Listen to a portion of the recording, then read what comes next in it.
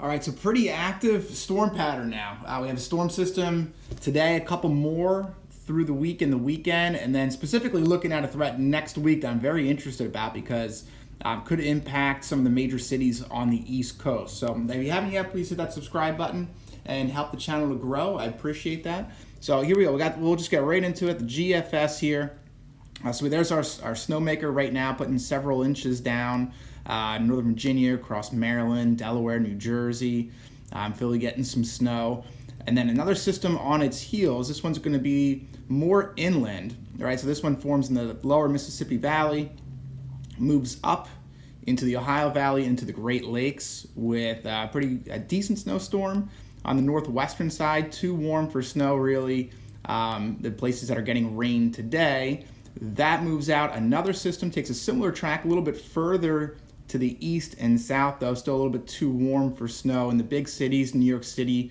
So this will be Saturday and Sunday. Have a chance to maybe start out as some snow. But again, with the low pressure moving to your west, there's going to be just too much warm air coming in out ahead of it. And then that moves out, and then paying attention here, as we look down across Texas, we see a storm system gathering. This is now middle part of next week. And look at all that moisture coming up right out of the Gulf of Mexico or Gulf of America, whatever we're calling it now. And that moves off to the east northeast and just has a ton of moisture with it. And this is the system that I think has a lot of potential, and we'll take a look why, but you can see right there the GFS, and really all the models are showing a potential storm system middle part towards the end of next week. So the GFS is not alone here, but long ways out and still a lot of solutions left, but the ingredients are on the table here for a potential big storm, and that finally moves out on Friday. So that's what we have to keep an eye on. So let's look at the European real quick, then we'll take a look at the upper levels, see what's going on, and see what needs to happen for this to be a big storm for the big cities in the East Coast, on the East Coast. So we'll pop over to the European again. So we have a couple systems to go through this week and over the weekend, and there's our one Saturday into Sunday. Has New York City, parts of Pennsylvania starting out as snow before changing over to rain as we go into Sunday. And then there's our storm system again, right? So Tuesday, late Tuesday into Wednesday starts to form over the southern states. Now the European kind of squashes it a little bit. Doesn't really bring it up the coast like the GFS had, but still a decent snow system for some of the places that are getting hit today, even further south, North Carolina, and then Virginia, and then kind of scraping the coast there, Delaware, New Jersey, and then moves out. Doesn't really move up the coast. However, the European last night's run, so 2 runs ago, not the most recent one, I'll show you what it did here. This was quite a different solution. Let's go ahead. So here we go, more like the GFS, right? More like the GFS. There's your storm system, plenty of moisture, and then instead of taking it off the coast, brings it up the coast, and you can see very powerful system on the European. So what changed in just 12 hours, and can it change back? The answer to that last question is yes, it's going to change. It's going to change many times. There's just too many moving pieces, and we're a long ways away. So it's going to change. So don't attach yourself to any one solution. Again, we're looking at a threat window here, and a very real one, but still lots of scenarios to look at. So let's look at the upper air dynamics here and see what changed. This was last night.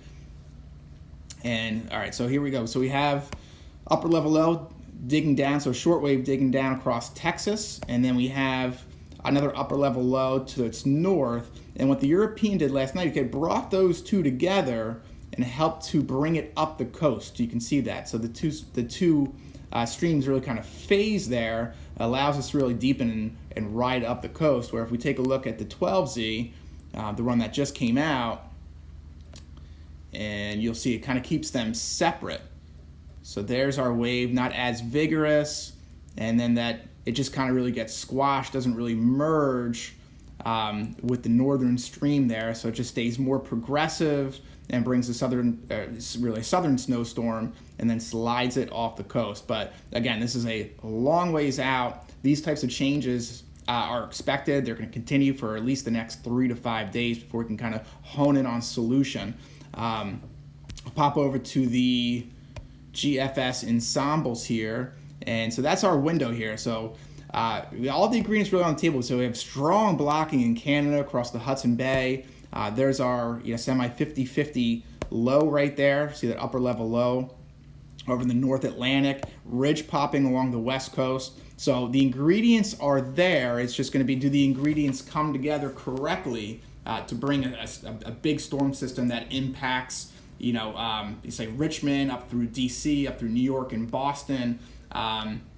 Or do the ingredients kind of come together too soon where it kind of goes up in the Ohio Valley? That's a possibility. Or does it really get squashed like the European was shown at the 12Z? But the ingredients are there. So again, we'll just keep watching. It's gonna continue to change over the next few days. But very, very interested in this in this upcoming pattern here. And then as we go further into time, really going to get cold. The southeastern part of the United States has been really warm, spring-like for the first, say 10 days. Yeah, that kind of changed yesterday. Florida's still a little bit warm, but that's changed in a big way, and it looks like that's really going to be the theme through the rest of the month. Much different, really, tale of 2 months here in February. So as we go out into late February, this is the 24th, 25th, 26th. That trough really just kind of settles into the east. So there's going to be more storm chances and more cold air pouring into, especially the eastern, say, third, 2/3 of the United States as we go through the rest of the month.